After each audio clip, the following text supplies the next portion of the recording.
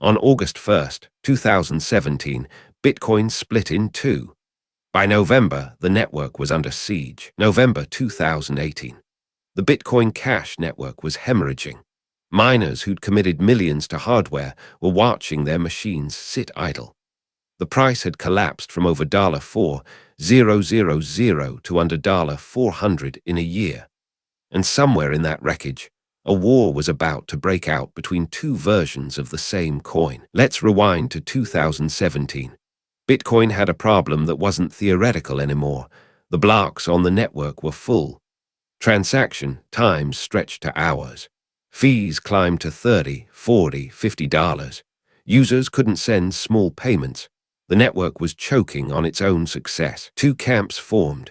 One wanted to keep blocks small and use secondary layers, the Lightning Network, to handle volume.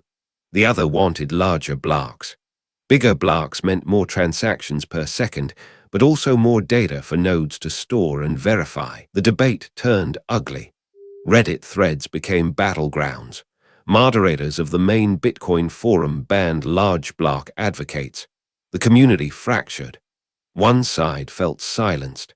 The other felt their vision was being hijacked by people who didn't understand Satoshi's original intent. On August 1st, 2017, it happened. A group of miners, developers, and supporters created Bitcoin Cash. They increased the block size to 8 megabytes. The fork was clean. Bitcoin continued as Bitcoin.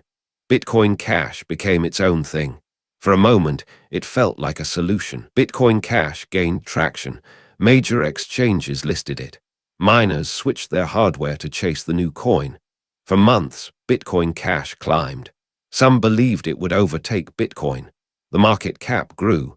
Early believers felt vindicated. This was the real Bitcoin, they said, but momentum faded. Bitcoin Cash faced a different problem.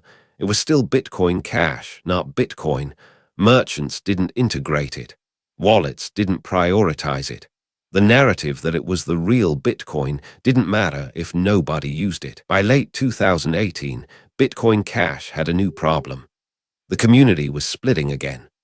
A group led by Wright, who claimed to be Satoshi Nakamoto, pushed for even larger blocks and a different protocol called Turing-complete scripting. Others in Bitcoin Cash disagreed.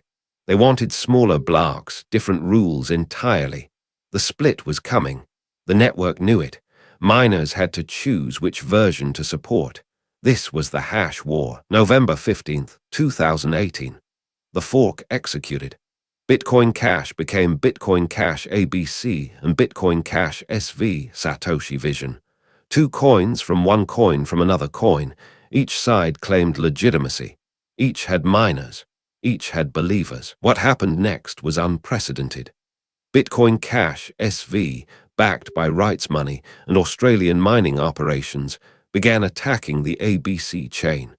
They mined empty blocks. They orphaned ABC's blocks. They spent enormous hash power trying to 51% attack the competing version. This was the moment the story threatened to spill into Bitcoin itself. Bitcoin Cash's hash war was consuming massive amounts of mining equipment. Miners were switching between chains constantly. The question everyone asked, could this destabilize Bitcoin? It didn't. Bitcoin's network remained secure. Its hash power stayed concentrated and loyal. But the hash war showed something critical. A cryptocurrency's real security isn't in code. It's in consensus. When consensus breaks, the chain breaks with it. Bitcoin Cash ABC and Bitcoin Cash SV both survived, but neither became what their founders imagined. Bitcoin Cash ABC rebranded to eCash in 2021. Bitcoin Cash SV continued under Wright's direction. Both exist. Neither dominates. The hash war proved that forks aren't painless. They're not just technical events. They're community splits. They're economics. Their power struggles over who controls what the protocol becomes. Bitcoin Cash itself was born from disagreement over blocks. By 2018, it was fracturing over the same question. What should Bitcoin be? The answer, it turned out, depends on who's asking. And in a decentralized system, when you disagree, you fork. The broader lesson: scalability and consensus are inseparable. You can't solve one without the other. Bitcoin chose security and decentralization over speed. Bitcoin Cash chose speed and larger blocks.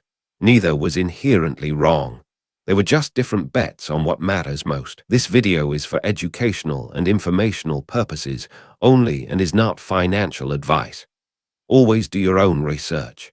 If you're interested in how cryptocurrency networks fracture and what those fractures reveal about consensus, subscribe.